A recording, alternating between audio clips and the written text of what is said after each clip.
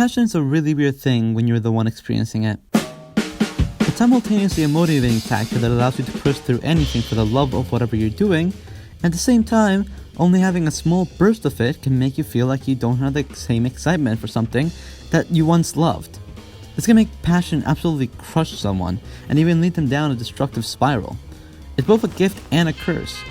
One should always try to see the colors of the world and not get caught up in the dread life seems to constantly present, but at the same time, they cannot become so enthralled to essentially put their mental state in the hands of a feeling.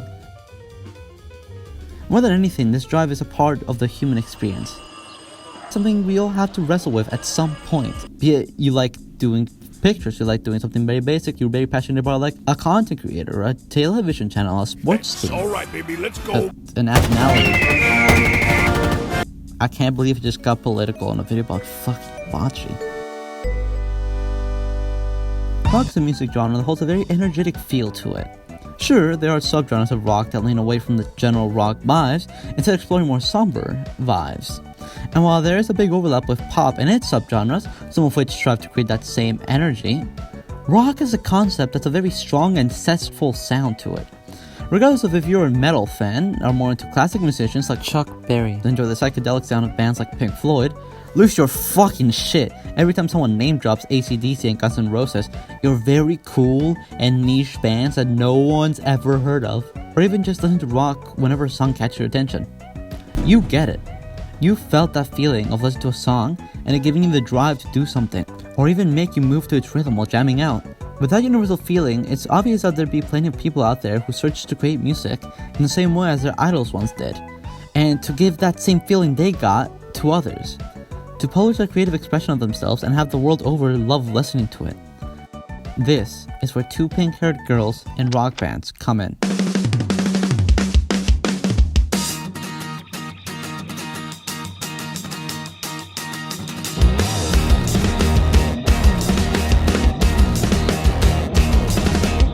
Unbeatable, the white label, is a demo for Unbeatable. I'm only talking about the first chapter, since the title hasn't been working out too hot. In it, we get to explore Beat's past. The character is one that deals with the weight of having a burning passion. She feels overwhelmed by having empty pages laid out in front of her. She struggles with who she is, and she feels like she's irrationally mean to all the world, in spite of her knowing exactly what the struggle of those who she criticizes is, having been their place previously. Through unlocking the flashbacks, we see a rough starting point of her insecurities, and by the end of the songs, we see how she's trying to improve in spite of them. The section in this game that hits me the hardest for me was during the flashback in which we learned Beat's history with music. When she was a kid, she practiced music, but as she went along, she slowly lost her drive, her will to continue improving. She knew she was getting better, but still wasn't content with knowing that her hard work had only gotten her so far. Seeing a creative struggle with that deep feeling of insufficiency haunts someone whenever they're unable to create a masterpiece, when you're not able to blow all your previous endeavors out of the water just casually, when you have to wrestle with that slow burn to improving that makes you feel like your world's up where you started. Those feelings really hit close to home. Once the song is finished, we got the resolution. We saw that even if Beat no longer felt satisfied with what she was doing before or what she was able to create, she was still going to keep pursuing artistic satisfaction in whatever way she saw suited her best. Beat feels trapped by format and limitations. Those that box in her creativity, and this idea makes rock a really fitting choice of genre for the game, as rock is often used as a tool to express dissatisfaction with the system and the structures that govern our world. Now, this is the part where I tell you to go play the white label and go wishlist Unbeatable. I have 100% faith in the team, and they're going to deliver an incredible game, and I really just want to see all this work they've already put in be rewarded.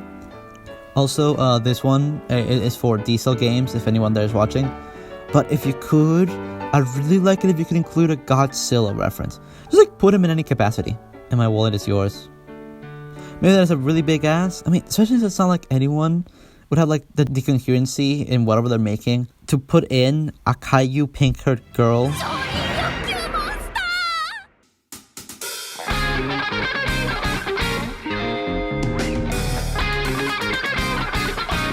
Bocchi the Rock's a show about Bocchi wanting to rock. We follow a mess of a person and far too relatable star, Ittori Goto. as she joins a band and tries to overcome her intense introversion. Pretty much everything has been said about Bocchi the Rock online in the form of countless video essays, some are just recaps, along with the most insistent, out-of-context clipping campaign I've ever seen. Some of these genuinely made the show out to be less funny than it actually is, and I didn't know you could kill such a good punchline.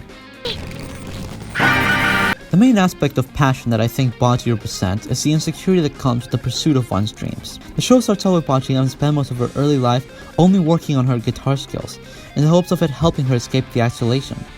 She spends all this time improving, yet when it finally comes to joining a band, Bocchi's inexperience with playing in a group undercuts her abilities as a guitar player, and she feels embarrassed by her own display. This disconnect between the self-taught abilities clashes with the nature of her goal, her wanting to use the skill to be able to be with others, yet within a group context, her skills get devalued because she only practiced on her own. Later during the celebration, we see Bocchi question her own future.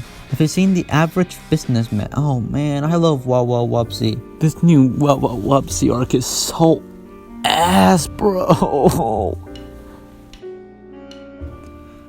She asks herself if she's really cut out to do music for life, or if she'll just end up in a miserable office job as a grown-up when she's finally an adult and all her connections have dwindled away slowly. This lack of sureness in the future is something she's able to get over when she's brought back to the present by those around her. We see that Bocchi doesn't really need to worry. I'm gonna get so stoned on the comments for pronouncing it Bocchi instead of Bucci or fucking Poochie from JoJo's Bizarre Adventure. And we see that Bocchi doesn't need to worry about the future that is far away from this happy moment that's happening right now. Lastly, we also see Bocchi's relation to the online world, feeling like it's her home and being her default outlet for social interactions. This gives us a deeper insight into her relation to her passion, seeing that even if it didn't directly allow her to become a superstar who's super social, it did give out a place where Bocchi could record her progress and show what she loved with the world and having others watch and appreciate what she's doing from the outside. So far, I've only been given surface level examples from Bocchi without really explaining, because all these things hit really close with me and my passions, so I felt it'd be appropriate to explore them. I'm not a person who's particularly musically inclined, nor am I someone who struggles socially half as much Bocchi does. I wouldn't be here if I was. But I deeply connect with these issues as it's very similar to my own experiences with drawing and making videos. I've been drawing and making videos for over 6 years, and when looking back, it can feel like I'm aimlessly making stuff, with no promise of a future, no clear direction of what I want to do, just whatever I can come up with and just throw at the wall. Essentially, this is my one skill that I've devoted myself to. It's not that I'm unable to do other stuff like cooking, cleaning, and all of that, but I just only ever spent my time doing what I loved, that being this. Everyone to a certain degree accepts that what they're creating online is for themselves, and that they can't expect it to provide for them in life, unless you're making slop channels, in which case you have no shame and you really don't care. But at the same time, there's that underlying desire of, maybe, just maybe, I'd be able to get by on this hobby, if I just got good enough. Well, I personally make stuff just because I want to do something creative in writing and editing, to get stuff off my head so it won't stop haunting me while I'm walking. I can often feel like maybe this isn't how I should be spending my time. What amplifies these feelings is that creation isn't a straight line of improvement. You'll bump back and suddenly your drawings won't look half as good as what you were previously making, or your video editing and timing won't be hitting the same as a video you made 1, 2, or hell even 3 years ago. When these things come up, it makes sense that you want to give up. It amplifies that feeling that this isn't what you should be creating. And then I see it. Something that completely inspires me and makes me want to go and create something like that. Something that brings me back to that original, primal feeling of wanting to create art that can remind me of those that once lit the fires of passion inside me. These are all feelings that are deeply connected to passion, and that in a way or another, I can feel inspired by these shows. Just seeing these struggles as a creator and just seeing people go through these.